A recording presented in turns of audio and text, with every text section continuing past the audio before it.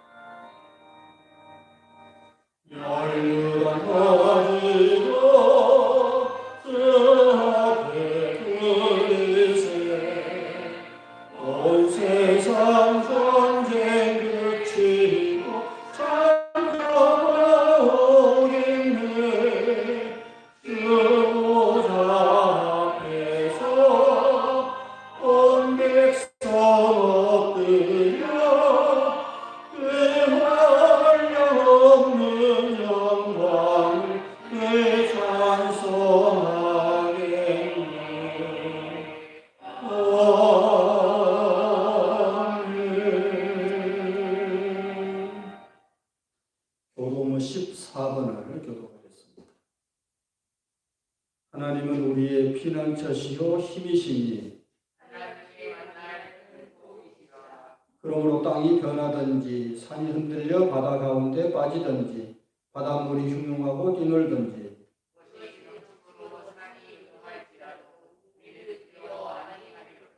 한 시내가 있어 나뉘어 흘러 하나님의 성 곧 지극히 높으신 자의 장막의 성소를 기쁘게 하도다.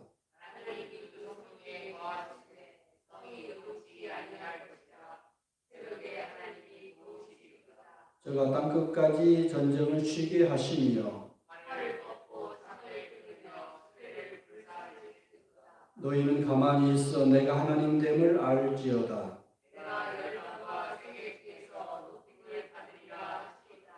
만군의 여호와께서 우리와 함께 하시니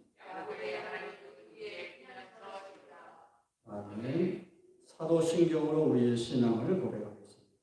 전능하사 천지를 만드신 하나님 아버지를 내가 믿사오며 그의 아들 우리 주 예수 그리스도를 믿사오니 이는 성령으로 잉태하사 동정녀 마리아에게 나시고 본디오 빌라도에게 고난을 받으사 십자가에 못 박혀 죽으시고 장사한 지 사흘 만에 죽은 자 가운데서 다시 살아나시며 하늘에 오르사 전능하신 하나님 편에 앉아 계시다가 저희로서 산 자와 죽은 자를 심판하러 오시리라. 성령을 믿사오며 거룩한 공예와 성도와 서로 교통하는 것과 죄를 사하여 주시는 것과 몸이 다시 사는 것과 영원히 사는 것을 믿사옵나이다. 아멘. 찬송가 465장을 부르겠습니다.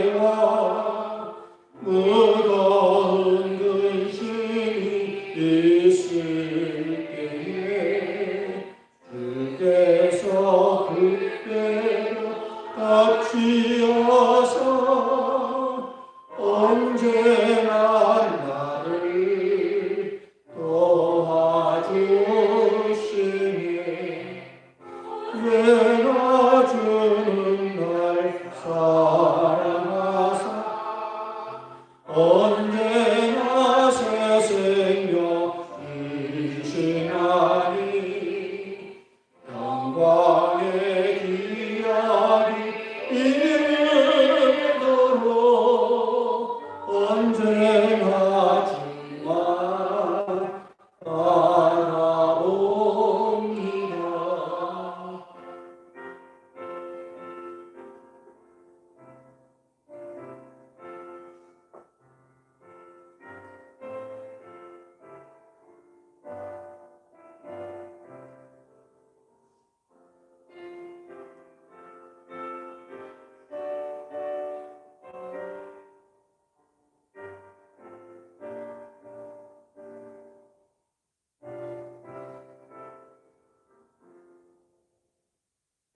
아픈 눈물을 흘릴 때와 쓰나린 마음으로 안식할 때 주께서 그때로 같이여서 언제나 나를 생각하시네.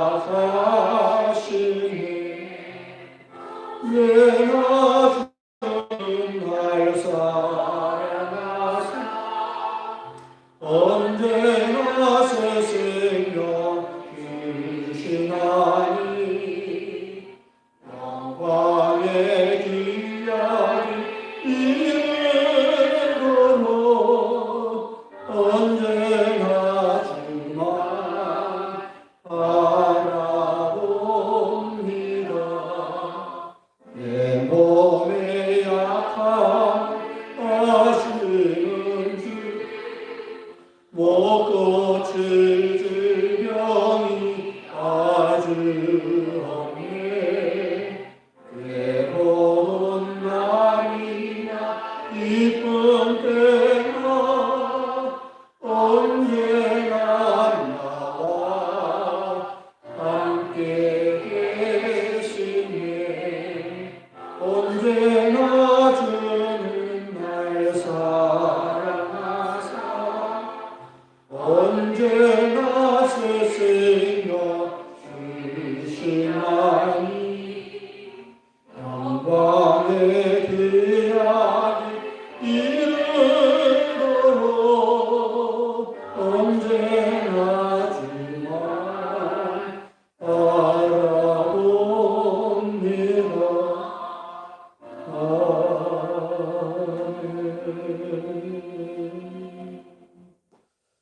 하나님의 말씀은 고린도전서 10장 10절부터 13절까지 말씀입니다. 274페이지입니다.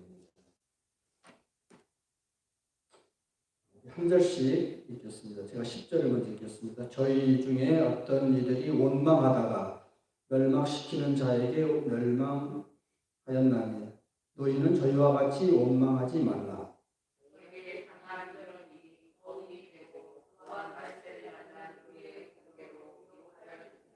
그런즉 선줄로 생각하는 자는 넘어질까 조심하라.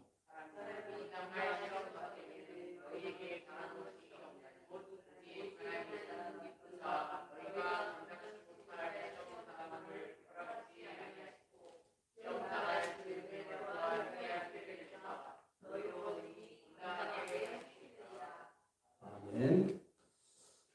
이제 이 말씀에 의지하여서 원망하지 말라라는 제목으로 하는 말씀을 대화하겠습니다. 이승만 대통령 시절의 이야기입니다.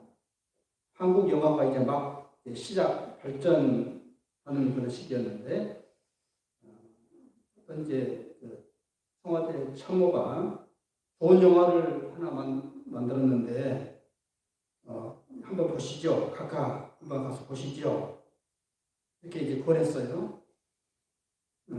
이 영화는 꼭 한번 보시면 좋겠습니다. 좀 자신 있게 이제 아마 좋은 작품이 나올 겁니다. 그래서 이 대통령을 모시고 갔습니다. 그런데 이제 그분이 이제 영화 구경을 이제 마치고 나오면서 하는 말씀이 이 영화 잘못됐구먼 이승만 대통령이 이야기했다는 거예요. 왜 그렇습니까, 각하? 물어보니까 대통령 말씀이 착한 사람이 다 죽었잖아. 이제 이런 말을 했다는 거예요. 요새 우리 이 한국 영화가 세계적으로 아주 돌풍을 일으키고 있죠.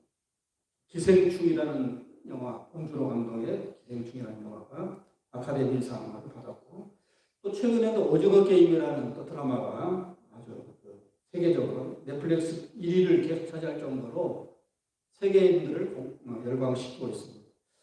그런데 이제 참 우리 한국 사람이 볼 때는 참 기분 좋은 말이죠. 기분 좋은 이야기예요. 어떻게 우리가 정말 문화 강국이 되었나 할 정도로 굉장히 기분이 좋죠. 그런데 또 이제 한 구석에, 그래서 제가 오징어 게임이나 기생충 영화를 대충 한번 봐봤어요. 봤더니 보는 내내 사실 마음이 좋지가 않아요. 내용 자체가 불편해요. 왜 그런가 하면은 우리 사회의 어두운 부분을 이야기하고 있거든요. 어두운 부분. 기생충이라는 영화도 가진 자와 못 가진 자, 화려하게 살아가는 부자, 집주인하고 그 밑에 지하실에 사는 흔히 말하는 아주 빈민들이 두 가지가 대비되면서 이렇게 뭔가 이렇게 사회 양극화를 고발하는 영화고, 오징어 게임은 더 심하지요. 더 심합니다. 벼랑 끝에 몰린 사람들, 사회에서 벼랑 끝에 몰린 사람들이 이 게임에 이제 다 들어오는 거잖아요. 그래서 마지막 한 사람만 남고 다 죽어요. 그러면서 465억이라는 거대한 상금을 걸어놓고 465명 전체가 다 죽고 하나가 남으면 다 차지하는 그런 우리 사회의 어두운 부분을 이야기하는 거죠. 근데 그래서 세계 사람들이 저건 한국만의 이야기 아니다, 우리의 이야기다 하면서 공감을 얻으면서 폭발적인 일을 얻었던 것 같아요. 그런데 이제 불편한 진실이죠, 사실. 불편한 진실을 흔히 말하는 막말 까발리는 그런 영화인데, 이 영화를 보면서 우리가 참 불편하죠. 이 대통령의 말대로, 이승만 대통령의 말대로 착한 사람들이 죽어가는 모습을 보면서 마음이 안 좋거든요.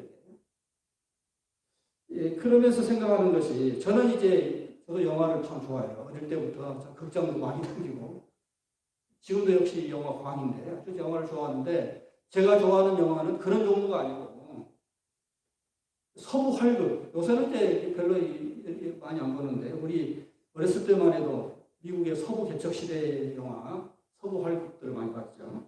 존 웨인이 나와가지고, 이렇게. 그런 악당들이 막 마을을 괴롭히고 할 때에 아주 멋진 총잡이가 나타나서 싹 처리하는 그런 이야기들. 서부 활극 참 재밌잖아요. 근데 되게 서부 활극들을 보면 해피엔딩으로 끝나죠.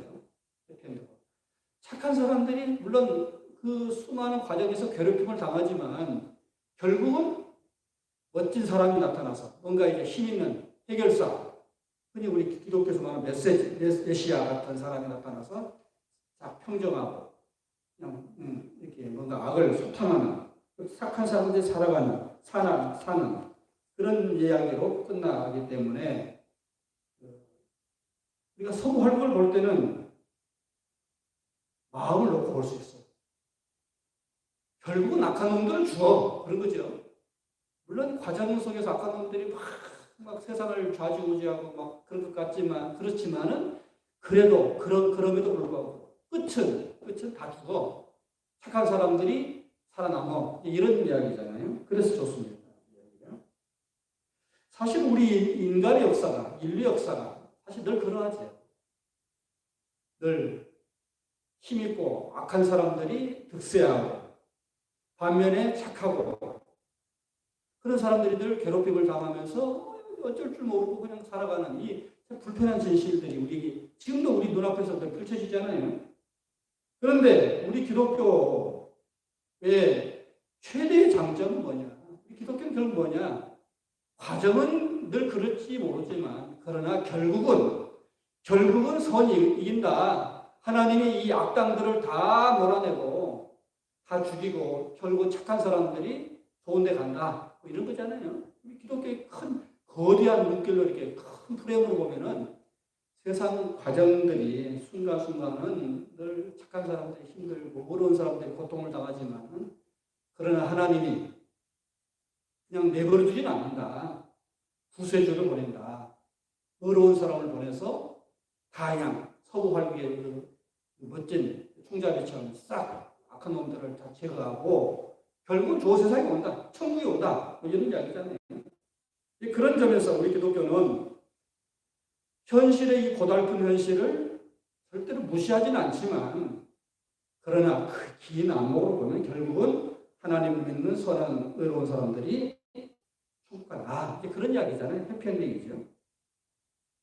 그래서 우리가 참 기독교를 늘 교회를 다니는 이유가 바로 그 믿음을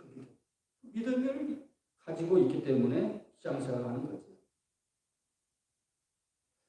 아플루엔자라는 그 말이 있습니다. 유명한 심리학적인 용어인데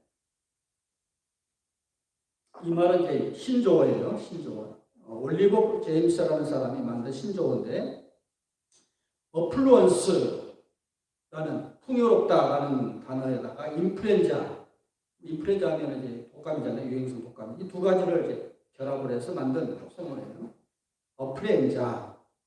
이 심리학자가 만든 하나의 학술 용어인데 그 뜻이 무슨 뜻이냐? 어플루엔자라는 뜻이 무슨 뜻이냐면은 우리가 추구하는 어려움과 소유와 소비가 우리를 결국 불행하게 만든다. 그런 뜻이에요.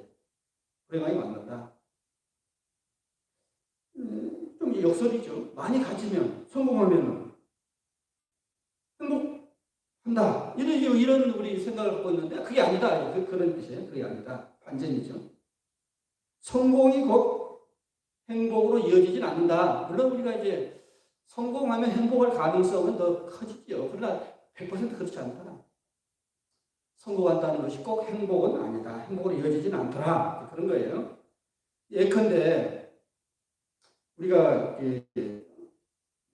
삶이 어려우면은 로또라도 받았으면 좋겠다. 그런 생각이 복권 당첨 같은 거. 이것은 정말 아까도 말한 치열한 경쟁사에서 치인 사람들이 돈에 치인 사람들이 돈이 얼마나 한이 맺습니까? 그래서 그냥 돈벼락이라도 맞았으면 좀 좋겠다. 그러면 천국을 느끼겠다. 이런 생각을 갖고 있잖아요. 그런데 막상 그 로또에 당첨된 사람들, 복권에 당첨된 사람들을 추적해보니 오히려 불행해지더라. 그런 이야기잖아요. 불행해지더라. 그런 건 우리가 수없이 많이 들었죠. 그런 이야기들. 로또 같은 예를 복권을 사는 사람들에게 물어봤어요. 당신이 만약 로또에 당첨되면, 복권에 당첨되면 어떻게 하겠느냐? 60%가 이혼하겠다. 충격적이죠. 실제로 또 로또에 당첨된 사람들이 이혼을 많이 해요. 이게 무슨 말이냐면은 내가 돈이 없어서 너 같은 거다고 살지 그런 거잖아요. 내 돈 있어봐. 너 이제 필요 없어. 나 또 멋진 사람으로 살고 싶어. 뭐 내가 원하는 정말 멋진 사람으로 살고 싶어. 너 삶이 지긋지긋해. 너하고 사는 게. 그런 거잖아요. 그런 점에서 보면 우리가 부부간에도 없으니까 서로 불쌍히 사는 거죠. 그런 점에서 보면은.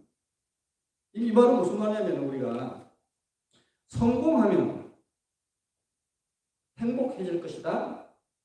다 그렇게 생각하죠. 그런데 의외로 그렇지 않다. 그런 말을 하고 싶은 거예요.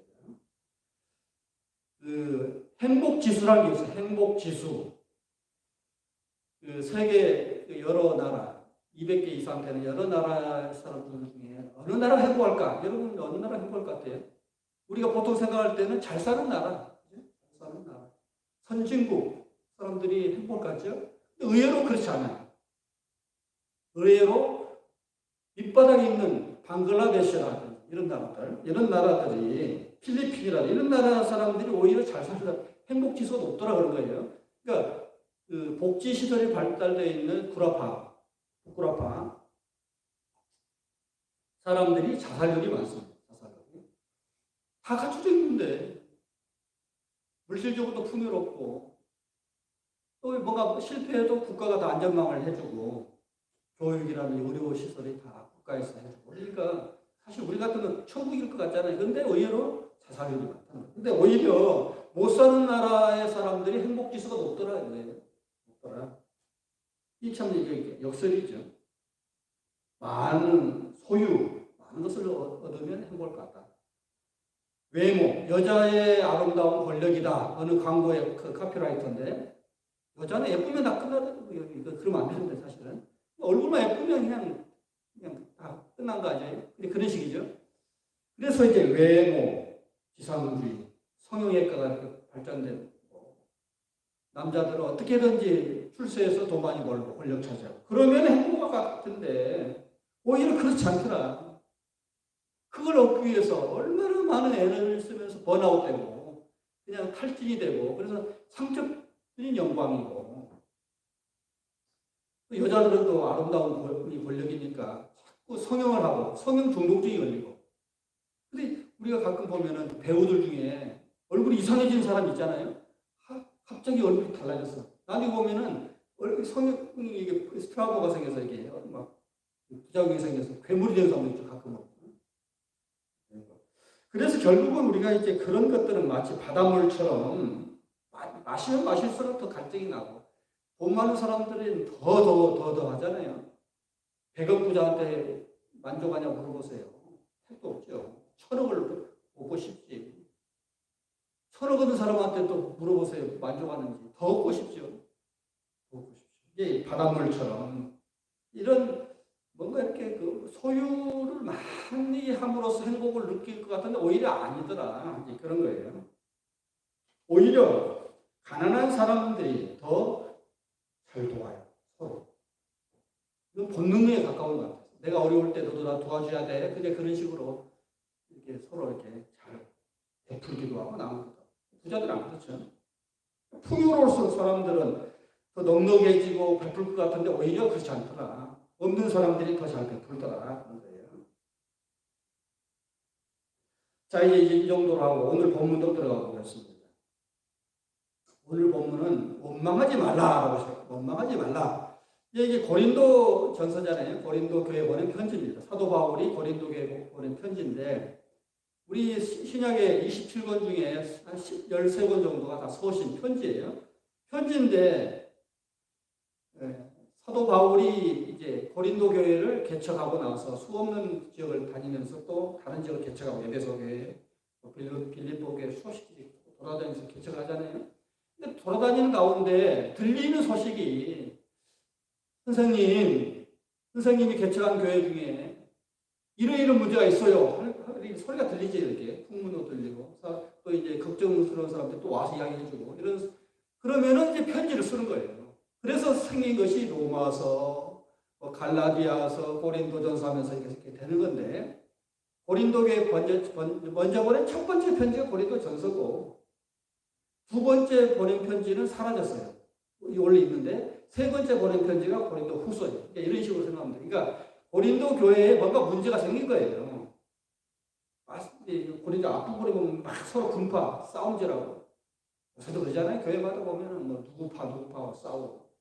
예나 지금이나 인간사랑 똑같아요. 그러니까 서로 이제 막 싸우고 뭐 우상에 바친 제물을 놓고 먹어야 하느냐 말아야 하느냐를 놓고 싸우고 뭐 성찬식 때 뭐 누구는 와서 먼저 먹고 누구는 늦게 왔는데 못 먹고 그것 때문에 막 서로 먹는 것 때문에 싸우고 여러 가지 막 문제가 생기니까 바울이 편지를 쓰는 거예요. 편지를 써서 고린도 교회에 보낸 일종의 목회 소신이에요. 목회 소신. 교우 여러분, 내가 들어보니 당신들 교회가 이런 문제 때문에 시끄럽다 하는데 하면서 이제 그런 어떤 뭔가 문제를 듣고 목회자로서 그렇게 하지 마. 그렇게 하지 마라고 그런 심정으로 쓴 것이 이제 이 고린도 전서. 다 이래요. 로마서도 마찬가지다. 그런 식으로 써졌는데 그러면서 이제 원망하지 말라. 서로 갈등하면서 원망하지 마라 하면서 이제 구약에 출애굽 당시의 유대인들의 이야기. 애굽에서 나올 때 얼마나 많이 막 40년 광야 생활하면서 유대인들이 이스라엘 백성들이 모세한테 막 들이받고 자기들끼리 막 서로 원망하고 싸우다가 다 죽는 그런 이야기를 꺼내면서 이제 이야기를 시작해요. 오늘날도 이게 기생충이나 뭐 이 오징어 게임 같은 상황에 있는 사람들이 원망하잖아요. 지금 막 헬 조선이었죠. 지금 우리도 마찬가지고 항상 인간의 그 근본적인 문제는 예나 지금 똑같아요. 뭔가 현실이 지금 불편한 거예요. 지옥 같다. 이게 인간이 사는 세상이냐. 이래서는 안 되는다면서. 그런데 이제 그거를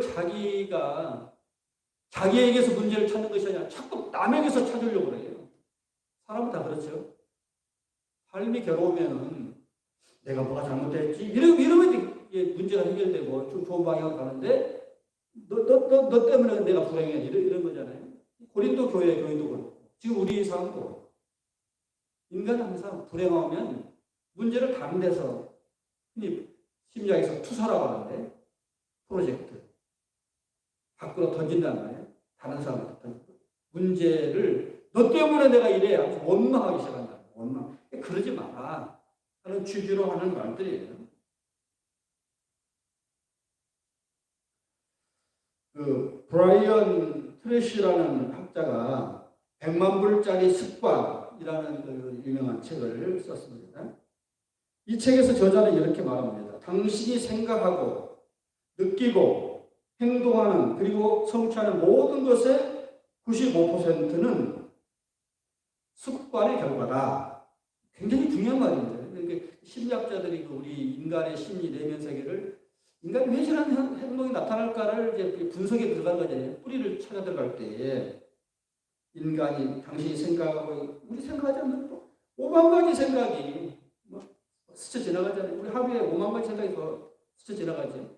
또 느끼죠. 뭔가 나쁜 놈. 저 사람 너무 좋아. 좋다.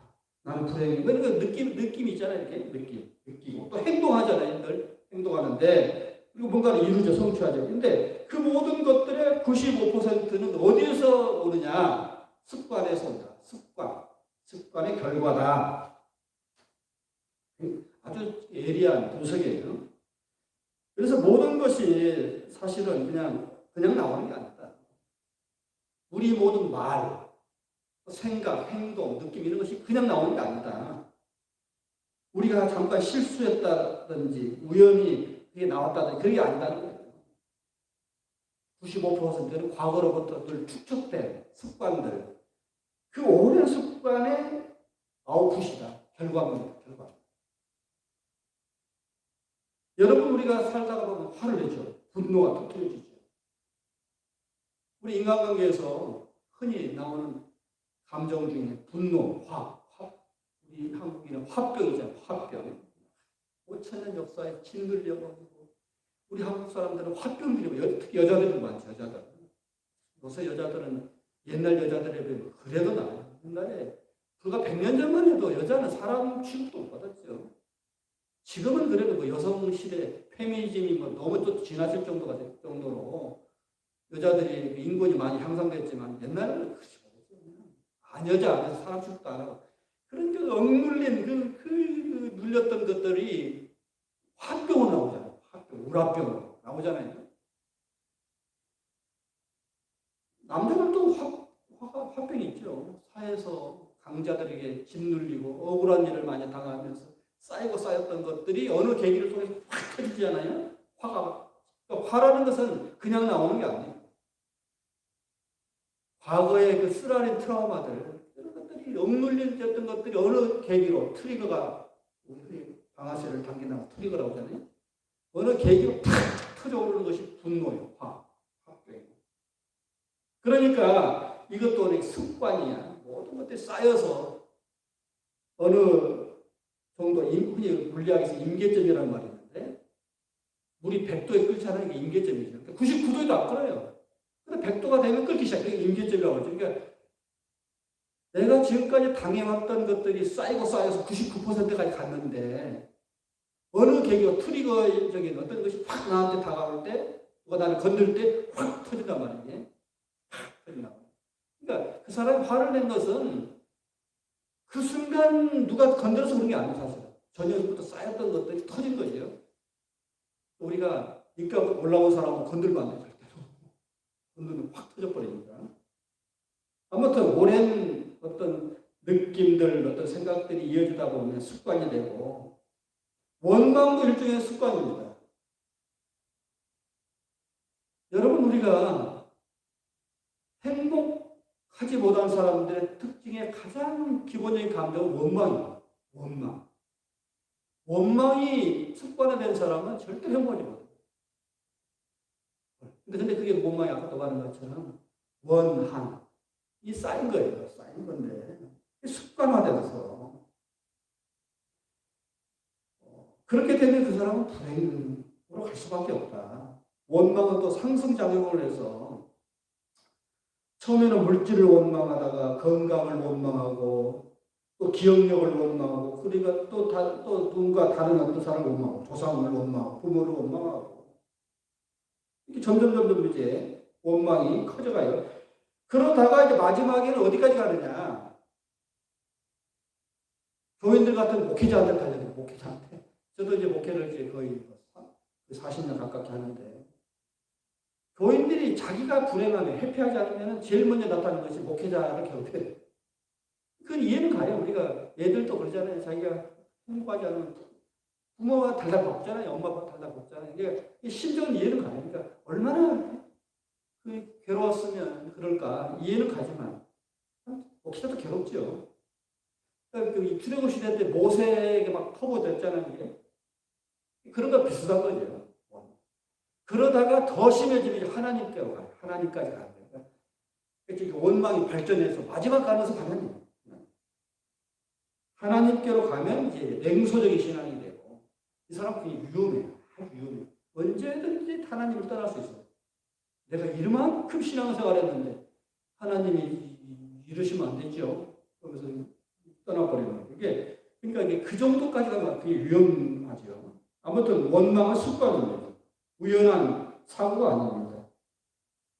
잠깐의 된 일이 아닙니다. 오랜 습관. 우리가 적폐청산 거잖아요. 적폐. 수없는 세월을 통해 쌓였던 것들이 혁명으로 터지고 지금 중국이 지금 공산주의가 된 것이 공산당이 거의 100년이 가까워지고 있잖아요. 근데 우리가 중국 역사를 쭉 보면은 오늘날 공산당이 집권하게 되는 것이 우연이 아니에요, 사실은.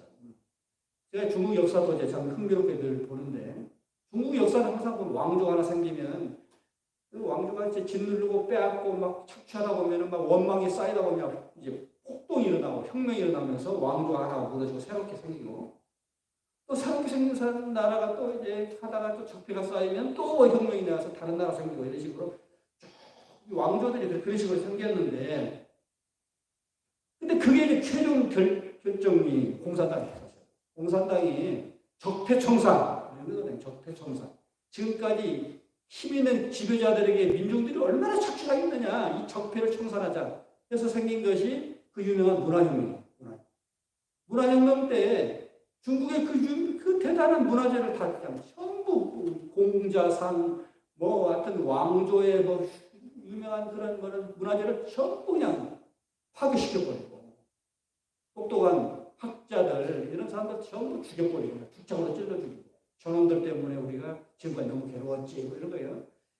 전부 청산하는 거잖아요. 속이 다 후련하죠. 힘이 없는 사람들 볼 때 속이 후련하단 말이에요. 나를 지금까지 괴롭힌 놈들 저렇게 죽이니까 속이 후련. 근데 남은 것이 없는 거예요. 인간 사이가 다 그래요. 정치가들이 늘 쓰는 수법이 백성들이, 국민들이 원망이 막 고조로 올라와서 자기한테 그 원망의 화살이 그 위험한 상황이 오면은 대개 화살을 어디다 싹 돌려요. 일본 정치가들이 늘 뭔가 몰리면은 하는 수법이 한국 때리기잖아요. 한국 때리기. 그러면 정치가로 향했던 그 원망의 화살이 한국 사람, 저 나쁜 놈들, 우리가 식민지 지배를 통해서 저렇게 많은 문화를, 문명을 발전시켜주고, 오늘날 니네들이 선진국이 된 게 누구 탓인데, 자기들 논법 그래요, 지금. 사실은 큰 흐름으로 보면 또 맞는 말은 있어요. 또 있긴 있어. 근데, 지네들 우리 이뻐서 식민지 만들었어요. 그러지 않아요.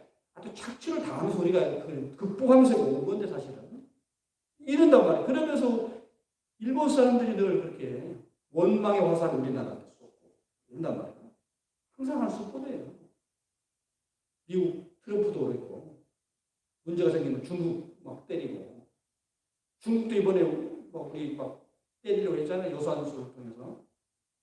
다 그런 거예요. 아무튼 이렇게 뭔가 이렇게 습관이 되어서 원망하게 되고 그 원망의 화살을 자꾸 다른 데 돌리는데 이스라엘 백성들도 출애굽 당시에 모세를 향해서 수없이 원망하고 여러분 생각해 보세요.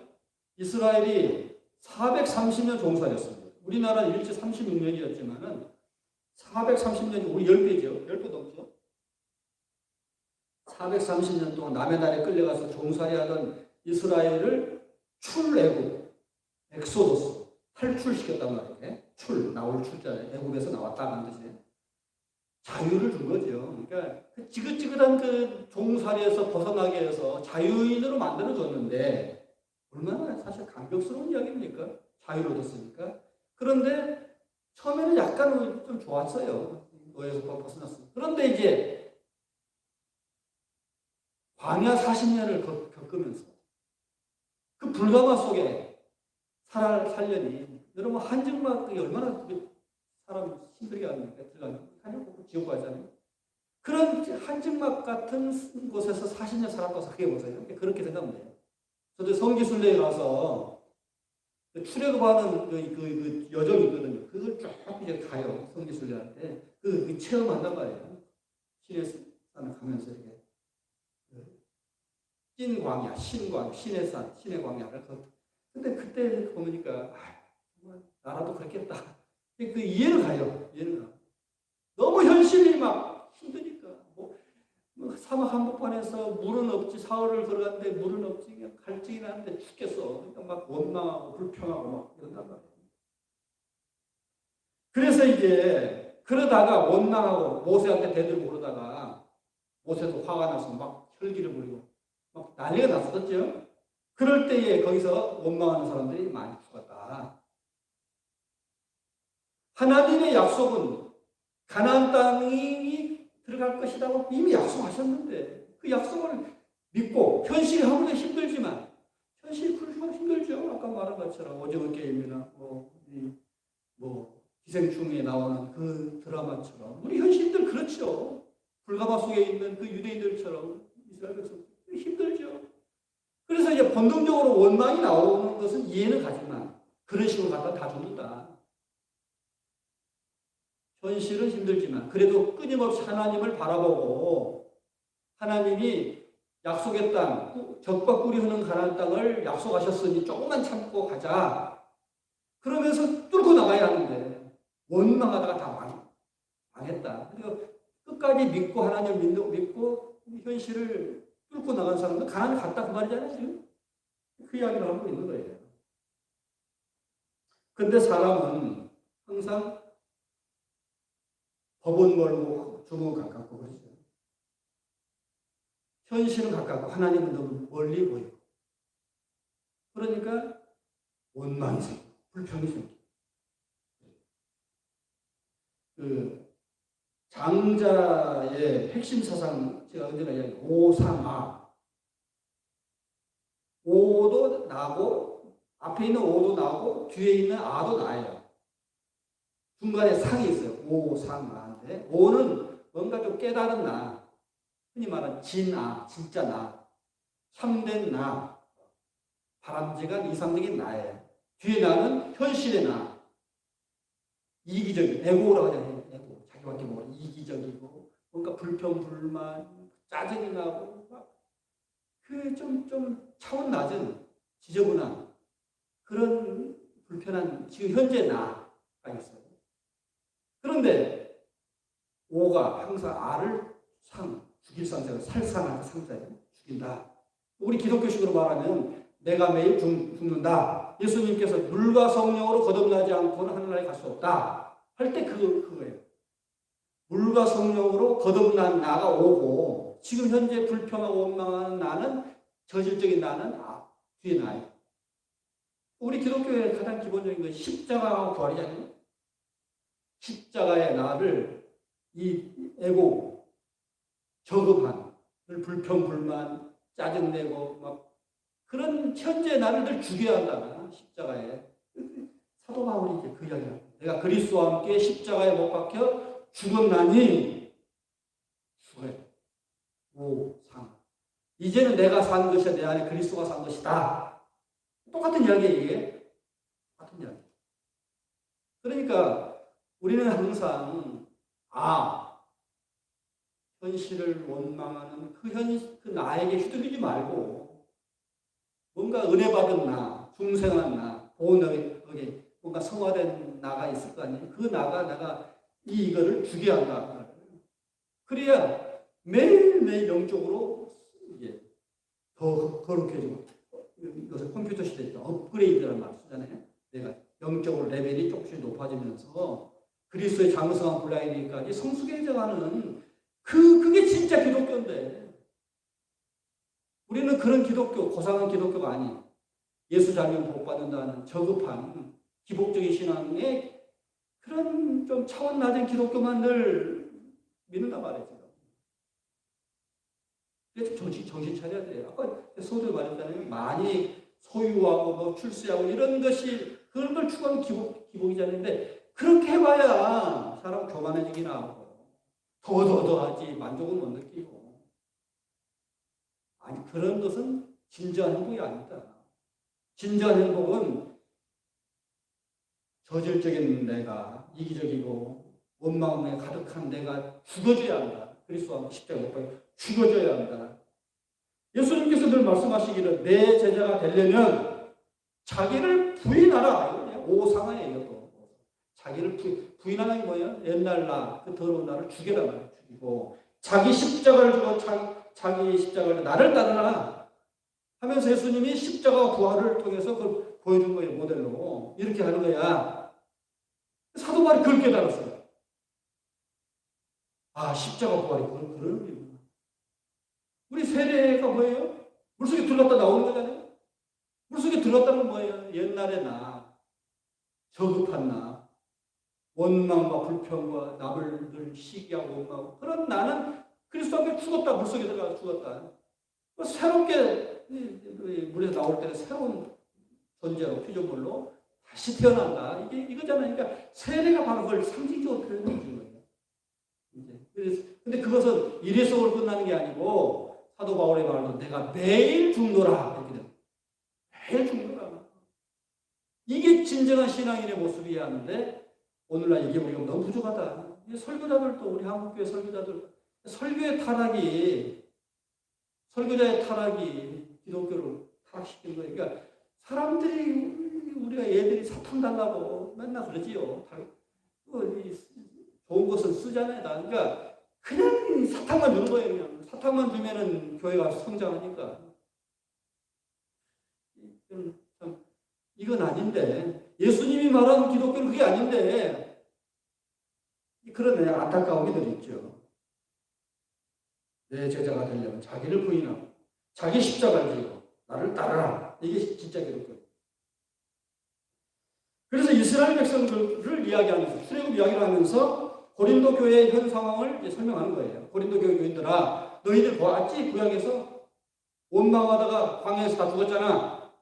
근데 믿음으로 끝까지 간 사람들은 가나안에 갔어. 너희들도 그럴 거야. 원망 불평하다가 그냥 중간에서 그냥 죽든지 원망에 죽든지 아니면 믿음으로 끝까지 달려가다 가나안에 가든 둘 중에 하나인데 어떻게 하겠느냐? 이런 거죠. 그럴 때에 오늘 설교 제목을 원망하지 말라고 그랬는데 원망이라는 것은 어디서 나오느냐 도대체? 한번 봅시다. 그런 좀 따져봅시다. 교만에서 옵니다. 교만. 인간의 모든 죄의 뿌리는 교만이죠. 자기의 한계를 부인하고 하나님처럼 되려고 하는 선을 넘는다 하잖아요. 교만 때문에 멸망당하고 또 책임을 남한테 돌리고 교만은 자꾸 선악과 사건이 그거잖아요. 책임을 전가하고 저 여자 때문에 뱀 때문에 뭐 이렇게 자꾸 자기가 잘못했다면 죽어도 안 해요. 이런 사람은 원망하는 사람의 특징이 돼요. 문제는 자기가 찾아고 자꾸 딴 밖에로 쓴다 말이에요. 그다음 두 번째는 원망은 왜 생기느냐? 믿음이 문제가 생겼다. 하나님의 능력을 믿지 못하고 하나님의 그 지혜를 믿지 못하고 하나님의 경륜을 믿지 못하고 현실에 바로 앞에 있는 눈앞에 있는 고달픔만 보면서 거기에 압도돼가지고 원망하게 된다는 거예요. 내가 왜 이렇게 병들었어? 나는 왜 이렇게 많아? 왜 나는 시련이 많아?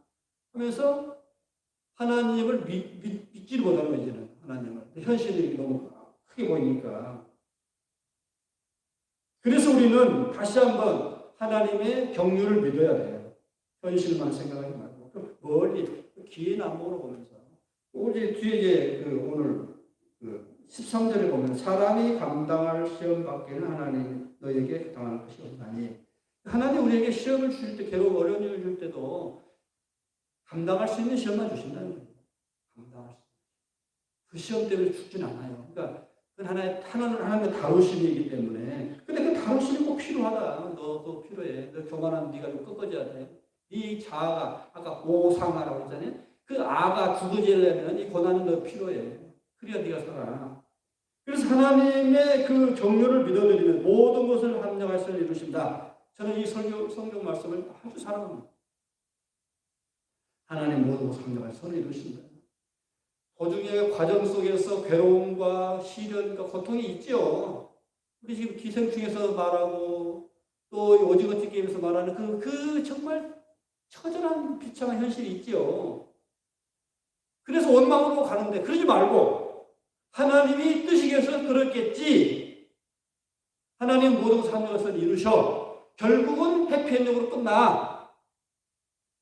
그걸 믿어드리면서 시련을 거기 압도되어 가지 않고 끝까지 끊고 믿음으로 우리 한국 사람 교인들의 강한 힘 믿습니다 있잖아요. 그래서 그 사상이 살아있는 것 같아요. 믿습니다 하면서 뚫고 나간단 말이에요. 그러면 결국은 해피엔딩으로 끝난다. 물론 이제 그렇게 착하게 의롭게 신앙생활 잘하다가도 현실이 그렇지 않고 죽는 사람도 있어요. 그런데 그래서 천국이 있는 거잖아요. 그래서 천국이 있는 거예요.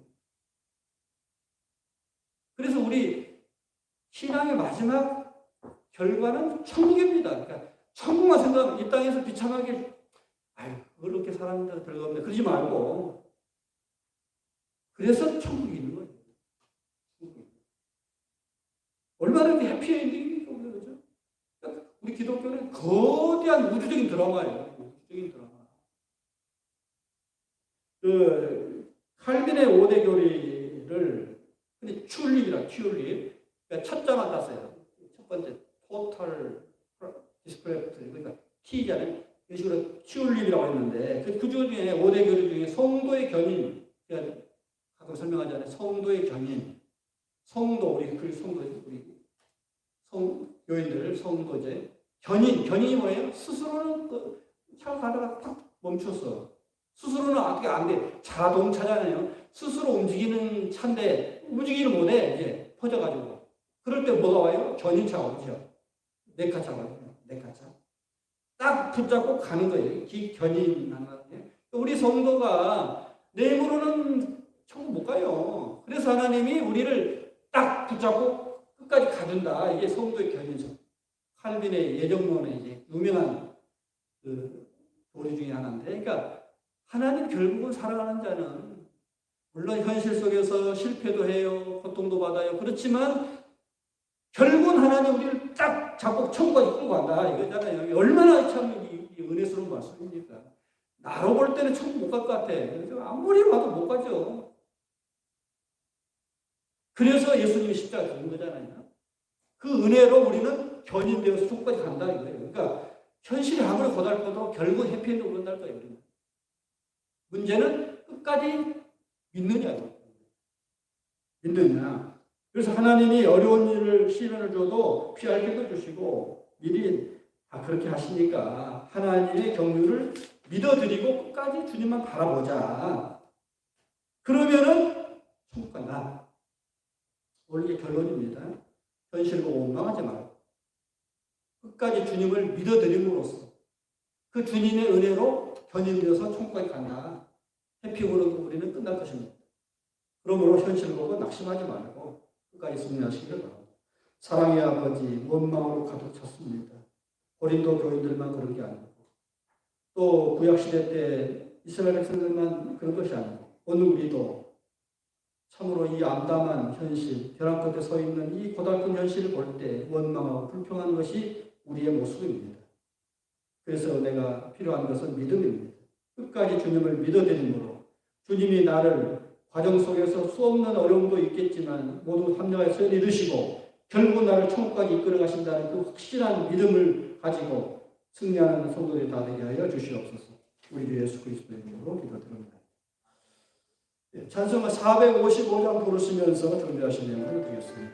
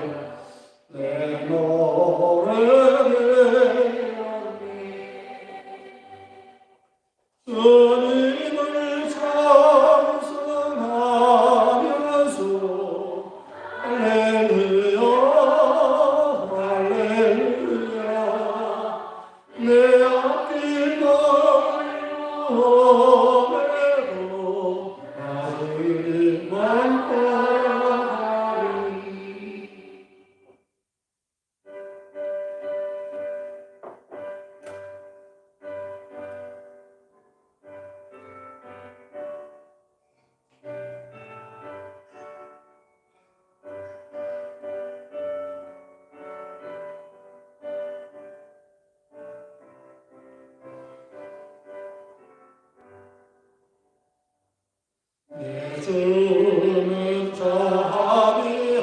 자비하셔서 함께 계시고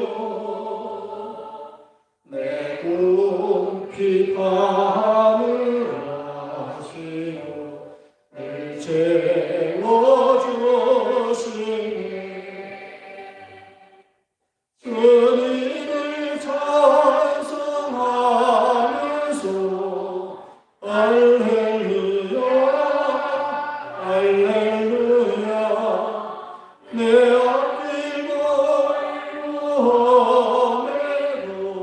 나 주님만 따라가리.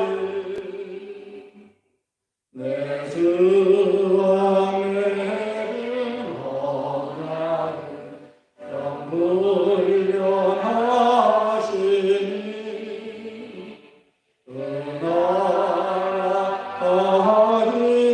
은하라하기까지는 즐거워하시네. 주님을 찬송하면서 할렐루야 할렐루야 내 앞길 걸음에도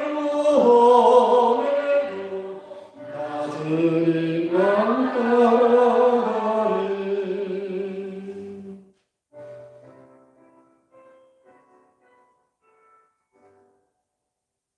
기도합시다.